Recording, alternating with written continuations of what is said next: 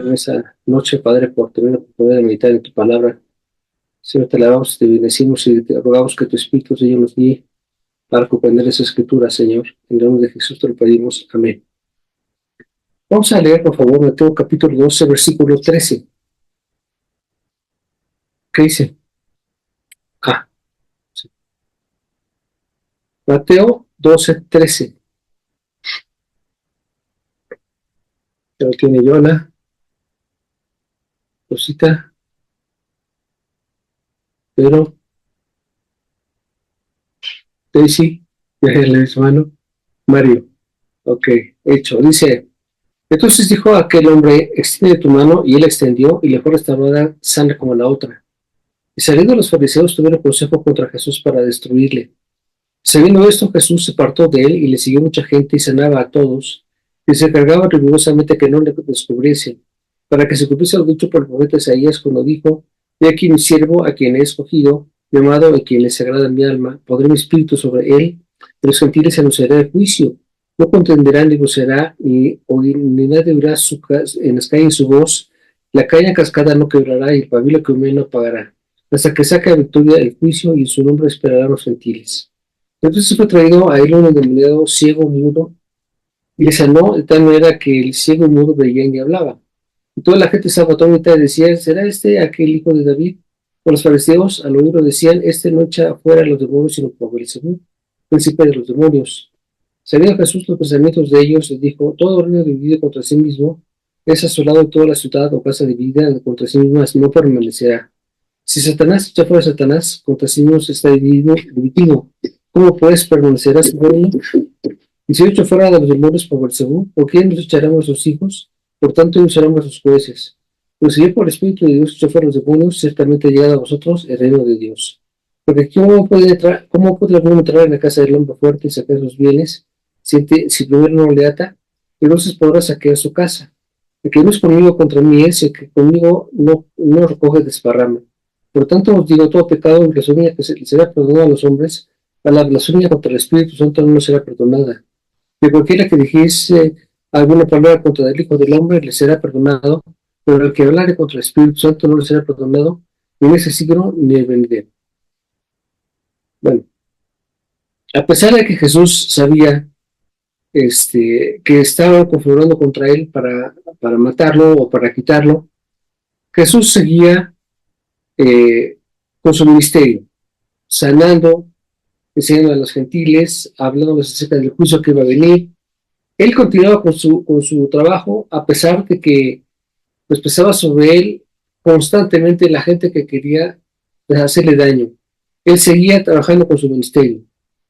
Y dice la Biblia, en el versículo 22, dice, y entonces fue traído a él un endemoniado, ciego y mudo, y le sanó de tal manera que el ciego, de manera que el ciego y mudo veía y hablaba. Y toda la gente estaba atónita y decía, ¿será que el hijo de David? Dice la Biblia que llevaron pues al Señor a un endemoniado que aparte de ser endemoniado estaba ciego y mudo. Y los salvó al instante. De tal manera que el endemoniado quedó libre, pude ver y pude hablar. Esto hizo que causara asombro de todos y se preguntaban si Jesús sería el Mesías prometido. Pero otros decían que por el poder del diablo hacía estas sanidades. Entonces Jesús les dio otra lección por estas cosas que estaban pasando. Y dice el versículo 25, todo reino y toda casa dividida no perdurará. Todo reino y toda casa dividida no perdurará. Y luego dice, si Satanás echa fuera a Satanás, su reino no permanecerá, no permanecerá.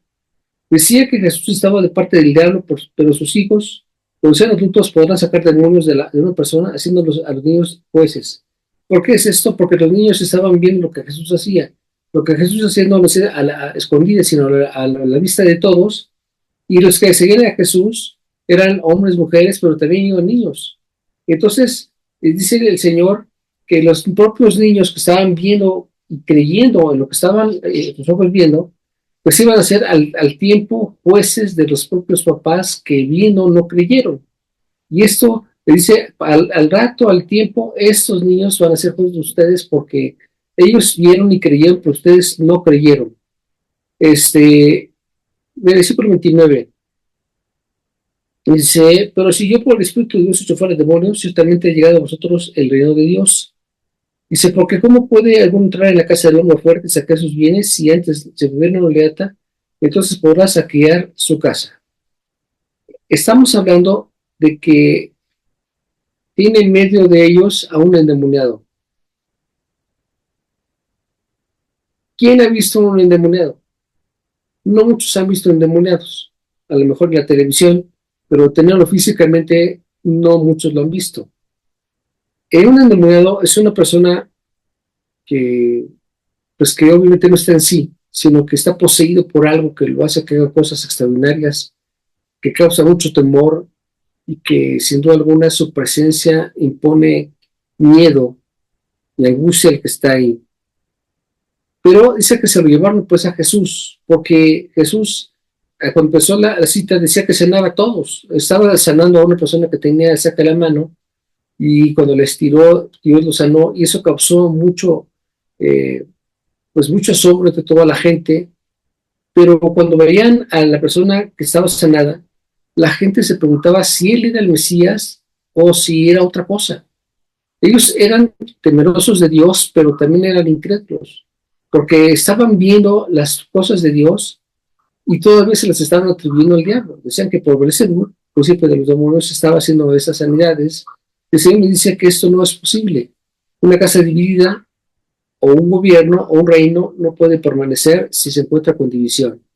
Y entonces vamos a hablar acerca de la casa, porque en la casa sucede lo mismo. Dice aquí que una casa dividida no perdurará. Y en los hogares, pues regularmente tenemos división, tenemos conflictos, tenemos problemas. El problema que tenía este endemoniado eran dos en sí. Tenía uno que era un problema espiritual y otro que era el físico. Entonces, había dos cosas que estaban ahí.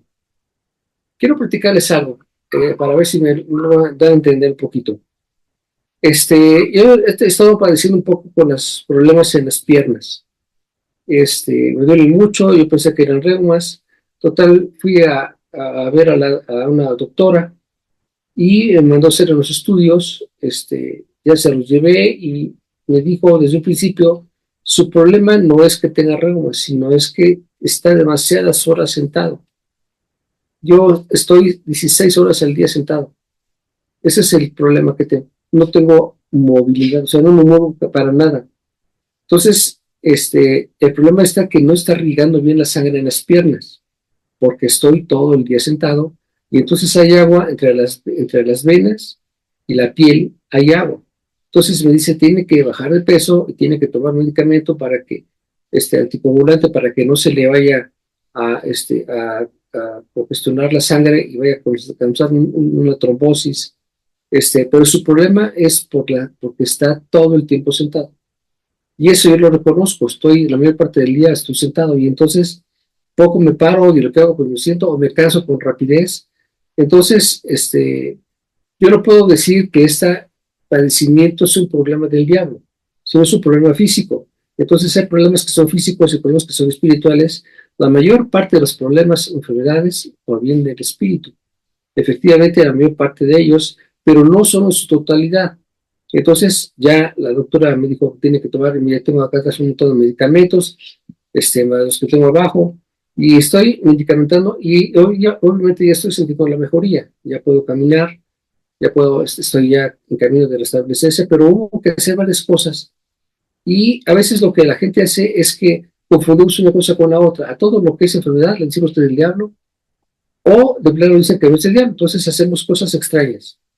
El problema del denominado era problema espiritual y físico. Los problemas físicos en su mayoría tienen un origen espiritual. El libro de Cerdos en la Sala, que es un manual que ustedes deberían tener en sus bibliotecas, es una guía para la liberación, entendiendo que los padecimientos mentales, especialmente son de origen espiritual. Cuando Jesús estuvo frente al demonio, no buscó cómo sanarlo, no buscó soluciones mentales, físicas o medicamento alguno. El Señor Jesús, cuando tuvo a la persona enfrente, lo que él estaba viendo era el plano espiritual, no el plano que nosotros vemos que es el plano físico. Por lo tanto, cuando tenemos un conflicto con alguien que tiene un comportamiento errático, extraño o diferente, o ilógico, inmediatamente pensamos que es una cosa y queremos llevarlo con el terapeuta, con el psicólogo, con el psiquiatra, dar el medicamento, hacer lo que ponga ejercicio, que haga ejercicios, y lo que estamos tratando de resolver es un problema espiritual que se ve en lo físico, y entonces queremos corregir lo físico para corregir la parte espiritual, y esto no es así. Jesús enseñó que para poder sanar a algunos es necesario primero atar al demonio o a la multitud de demonios y entonces quedaría sano. El Señor dice, versículo 29, porque ¿cómo puede alguno entrar a la casa del hombre fuerte y sacar sus bienes si antes no le ata? El hombre fuerte es el diablo que ya gobernó sobre la casa o sobre el cuerpo de la persona. Entonces dice que para poderlo quitarle las cosas que tiene que atar primero al demonio y entonces podrás recuperar lo que le pertenecía o lo que es el cuerpo de la persona. Entonces, aquí la idea de lo que estoy enseñando es que tenemos que trabajar en la parte espiritual para que la parte física se vuelva se haga la realidad. La parte espiritual no se ve, pero cuando nosotros trabajamos en la parte espiritual, la física sale a relucir. Es cuando la persona entonces puede ser sanada. El Señor Jesús dice, es necesario primero atar al demonio o multitud de demonios, porque a veces son más de uno, y entonces quedarán sanos. Así que cuando tenemos algún problema, buscamos soluciones físicas o materiales y nos brincamos el origen espiritual. Cuando Jesús ató al demonio, la persona recobró la sanidad. En el momento que Jesús reprende al demonio, la persona recobre la sanidad. Cuando una persona tiene un comportamiento errático, la queremos convencer con palabras, con violencia, con amenazas, con castigos, con psicología, con terapias, con medicinas, pero Jesús fue al lado espiritual y sanó a miles de personas, no por la fe del enfermo, sino por la autoridad del mismo Jesús. No buscó que la gente tuviera fe, él tenía, y con la fe de Jesús se sanaron miles de personas. Dice la Biblia, el que no es conmigo contra mí, ese que conmigo no recoge desparrama. Por tanto os digo, si el pecado y blasfemia, todo pecado y blasfemia será perdonados a los hombres, mas la blasfemia contra el Espíritu Santo no le será perdonada. ¿Qué es la blasfemia contra el Espíritu Santo? La blasfemia contra el Espíritu Santo es un pecado considerado imperdonable en los procedimientos que tenemos de las Escrituras como cristianos. Se refiere a la resistencia consciente y endurecida a la verdad del Espíritu Santo. Es decir, están viendo las cosas que hace el Espíritu Santo y se endurecen y desean y se vuelven duros, tercos, y lo hacen de forma consciente porque no pueden negar lo que están viendo. No pueden negar que una persona que era alcohólica ya no lo es y sigue todavía dudando. Una persona que era mal hablada ya no lo es y siguen dudando. O que era una persona que tenía un problema en su matrimonio y se recuperó y siguen dudando. Entonces, constantemente una persona que blasfema es que está desacreditando la obra del Espíritu Santo en las personas. Jesús dijo que podían hablar de él y no sería pecado, pero ahora ya no podemos decir lo mismo, porque Jesucristo en ese entonces la gente no tenía todo el conocimiento de Jesús como lo tenemos ahora. Ahora entendemos que Jesús es Dios hecho hombre y el Espíritu Santo también es Dios. Por lo tanto, no podemos hablar mal en contra de Jesús, ni tampoco del Espíritu Santo, y por supuesto tampoco del Padre. Pero en ese entonces dijo Jesús, y si se habla contra mí, no es problema. Pero si lo habla contra el Espíritu Santo, entonces sí, ese es un pecado que no tiene ninguna oportunidad de ser perdonado. Esto ya es de muerte, esto es algo muy grave. Entonces, ¿por qué ocurre esto? Porque la gente ha visto cosas y conscientemente endurece su corazón para hacer lo incorrecto. Ya no hay forma de poder decir que no lo vio. ¿Tú crees en Jesucristo? Pues sí, desde ahora o desde hace 5 años, o 10 años, o 20 años. Pues desde el primer día. Y entonces, ¿por qué hiciste lo que hiciste? ¿Por qué violaste? ¿Por qué hiciste el otro? ¿Por qué robaste? ¿Por qué? Si estabas consciente que lo que estabas haciendo estaba mal, endureciste en tu corazón y seguiste en tu pecado. Entonces, se dice que tienes confianza, pero Morelia. Do you believe in God Atlantic? 668. Rudy, te oye una voz.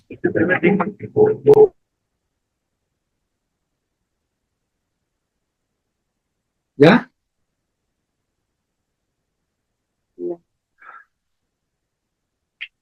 Este pecado de blasfemia, es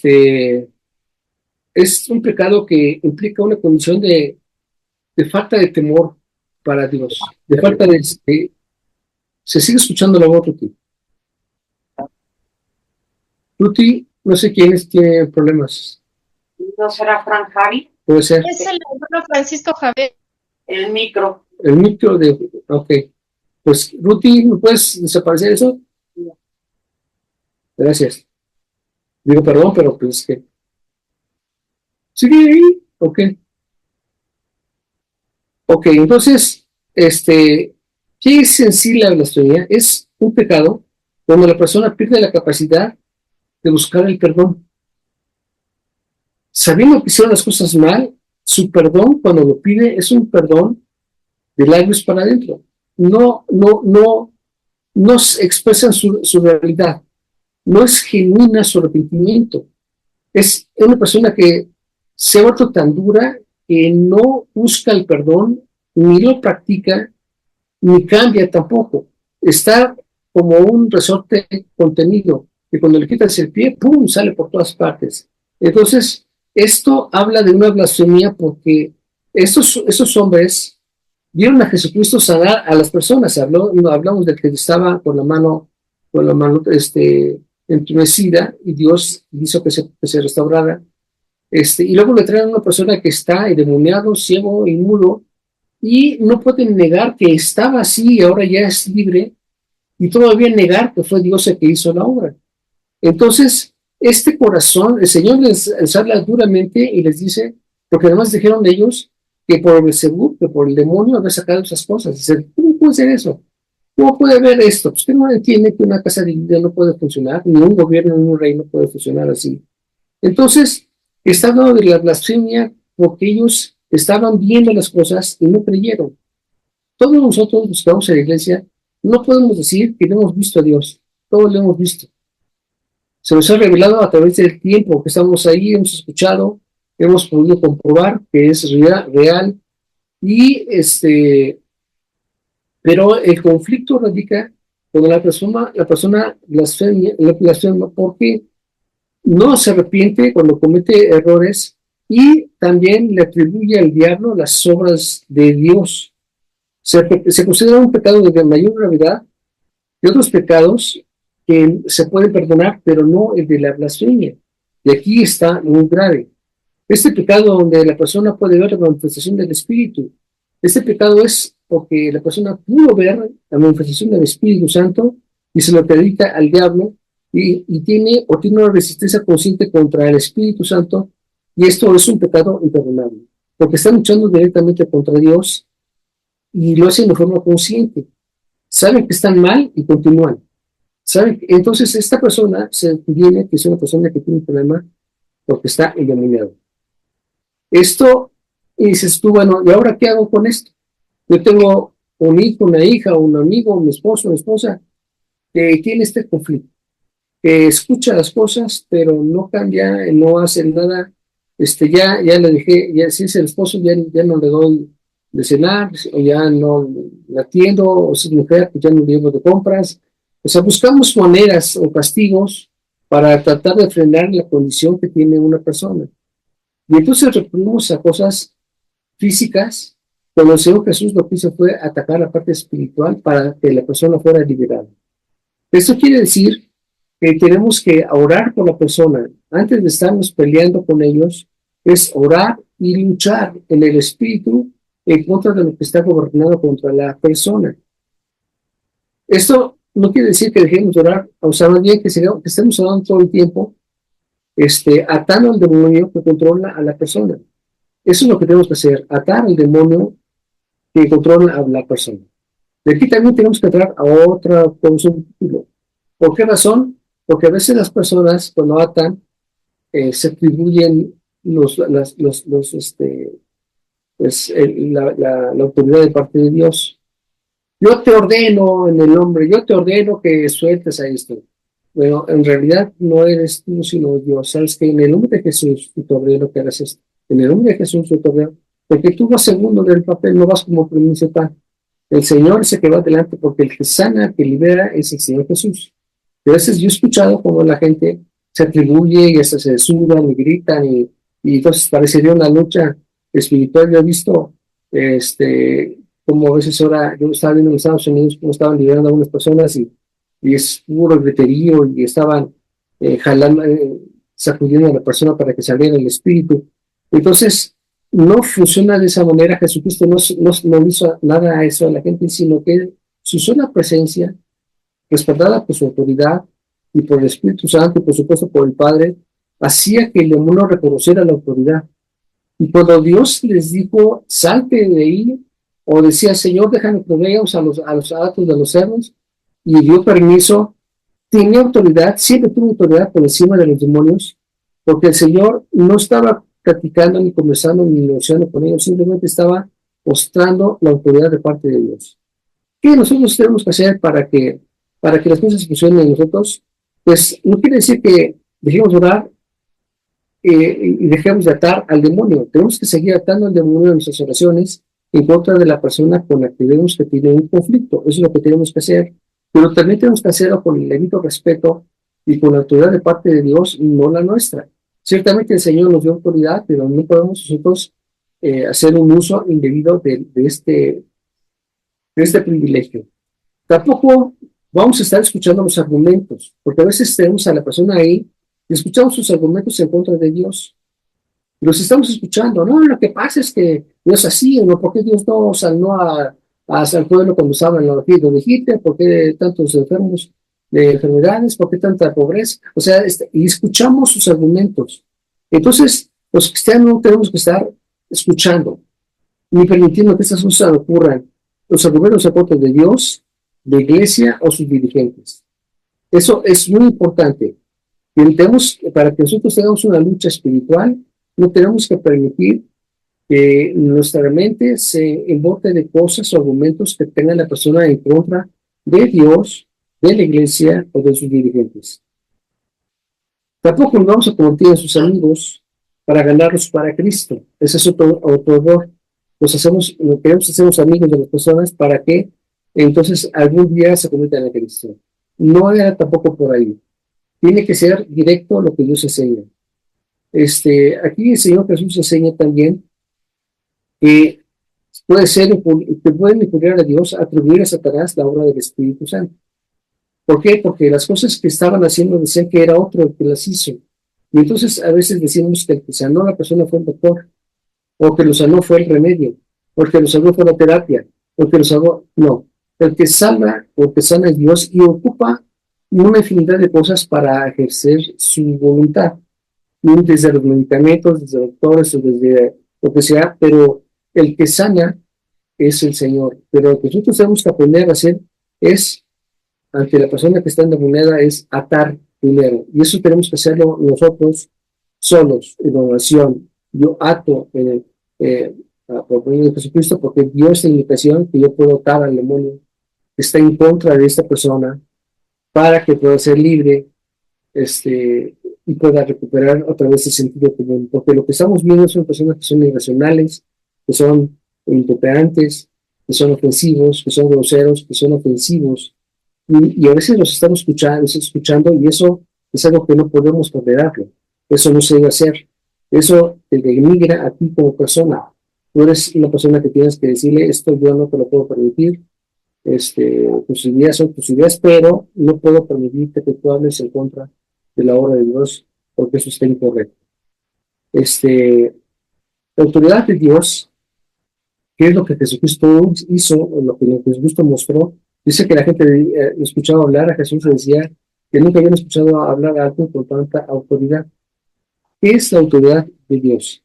Bueno, la autoridad de Dios se obtiene a través de la iluminación y revelación de su palabra, tanto escrita como hablada. La autoridad de Dios se obtiene a través de la iluminación y revelación de su palabra, tanto escrita como hablada, y a través de la práctica de la sumisión y la obediencia a sus mandamientos. Eso quiere decir que si nosotros estamos obedeciendo sus mandamientos, el objeto de que vayamos a la iglesia es que no solamente leamos la escritura, sino que la apliquemos en la forma correcta. Jesucristo, cuando habló con la gente común, con los sacerdotes, les mostró que lo que ellos hacían era una práctica incorrecta de las escrituras. Las leían y se las sabían de memoria, pero se interpretaban mal. Eso hacían. Entonces Jesucristo les dijo, entienden mal y erran las escrituras, porque las cosas no son así, diciendo que se hacían, diciendo no hay esposo. O sea, empezaba a hacer correcciones de las cosas. Ruti, ¿me puedes quitar al hermano Francisco Javier, por favor?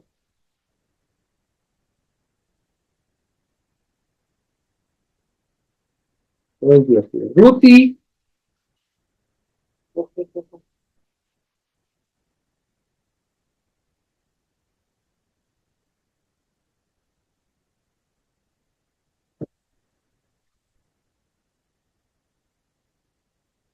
Entonces, la autoridad de Dios se obtiene a través de la iluminación y revelación de su palabra.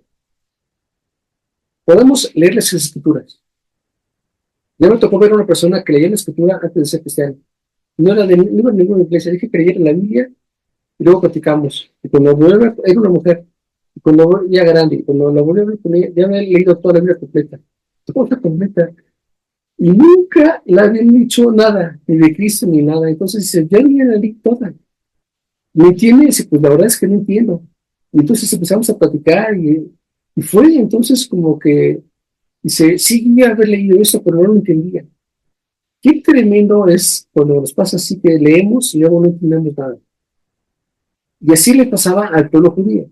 La gente no entendía las cosas o las aplicaba mal, pero tiene que ser a través de su revelación, a través del Espíritu, que Dios nos revela las Escrituras y nos muestra su voluntad, y nos muestra su autoridad, y nos ilumina y nos revela la palabra escrita, pero también la palabra hablada, que son las conferencias. Pero tiene que haber algo que es un determinante, que es un tercer elemento. Es no solamente leer, sino también tiene que ver con la sumisión a lo que se está leyendo, a lo que dicen los mandamientos. Y dice la Biblia que Dios delega autoridad a los hombres, pero no los reemplaza. O sea, el hecho de que el hombre tenga autoridad no quiere decir por eso que ya pueden hacer lo que ellos quieran y no pierden la autoridad. No, la autoridad va pegada a su comportamiento. Si la persona no está obedeciendo, la autoridad se pierde. Tiene que estar lo uno con lo otro. Esta autoridad debe ejercerse con amor y servicio. No es para un beneficio personal. Dice Marcos 3:15, dice, después subió el monte y llamó hacia los que él quiso, y vinieron a él y estableció a 12 para que estuviesen con él, y para enviarlos a predicar, y que tuviesen autoridad para sanar enfermedades, para echar fuera demonios. El Señor Jesús establece que dio autoridad a los discípulos, a los que le seguían, no a todos, sino a los que fueron seguidores de Jesucristo. De hecho, aquí se habla de los 12, pero después fueron los 24, y después fueron los 70, y después fueron muchos. ¿Qué fue esto? A los que le seguían, pero no solamente le seguían por seguirlos, sino a los que obedecían, y los que acataban a lo que Dios les había enseñado. Y dice que ellos los envió para que fueran y predicaran, y para que sanaran y que administraran, pero también para que sanaran las enfermedades y para que echaran fuera los demonios. Y esto es una autoridad que Dios nos ha delegado. Y se puede perder si nosotros no hacemos su voluntad o que le interpretamos mal las escrituras. Por ejemplo, si David tuvo mujeres, ¿yo por qué no puedo tener varias mujeres? Muchas personas cristianas argumentan eso. Es que yo no tuvo muchas mujeres y yo también. Los musulmanes pueden tener todas las mujeres que puedan mantener. Eso es un error. Eso es un error de escritura, y todo, está mal. Lucas 9:1 dice, habiendo reunido a sus 12 discípulos, les dio poder y autoridad sobre todos los demonios y para sanar enfermedades. Les envió a predicar el reino de Dios y a sanar a los enfermos. Entonces, el punto de esto es cómo sanar a los enfermos o cómo liberar a las personas atando al demonio que tienen. ¿Cómo se logra? A través de la oración y la autoridad que Dios nos ha delegado. ¿Cómo obtenemos la autoridad? En la obediencia a lo que dice las Escrituras, en la interpretación adecuada, leyendo y escuchando la palabra escrita y la palabra hablada, que son las conferencias, para que entonces podamos tener esa autoridad diferente de los demonios. ¿Por quién se debe orar? A veces la persona dice, yo no puedo orar por mí mismo. Sí, sí puedes orar por ti mismo. Puedo orar por algo que me pase, puedes orar por las personas, y Dios actúa, Dios obra, pero tiene que estar consciente primero que las cosas que nosotros vemos tiene que verse primero por el lado espiritual. La tendencia que tenemos es querer hacerlas por el lado físico o médico, es que tenemos que hacer esto o lo otro. Dios actúa de muchas formas, Dios sana y utiliza muchas cosas. Ahí tenemos a un predicador muy tremendo que es Lucas, y el hombre era médico, y sanaba con medicina, pero también sanaba con la oración y con el espíritu. No reemplaza uno al otro, el espíritu va primero. El espíritu es el que resuelve, y el que sana con medicamentos y sin medicamentos, pues es Dios. El Espíritu Santo es el que sana a través de Jesucristo.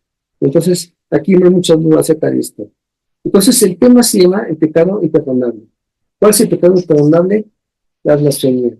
El que la persona, viendo las cosas de Dios, se atribuye estas obras al enemigo o se da concesiones y especialmente pierde el sentido de perdón cuando se ha equivocado, no se arrepiente, y no quiere cambiar, y además ofende. Esto es el problema, porque están ofendiendo a la obra del Espíritu y sé que esto no tiene perdón.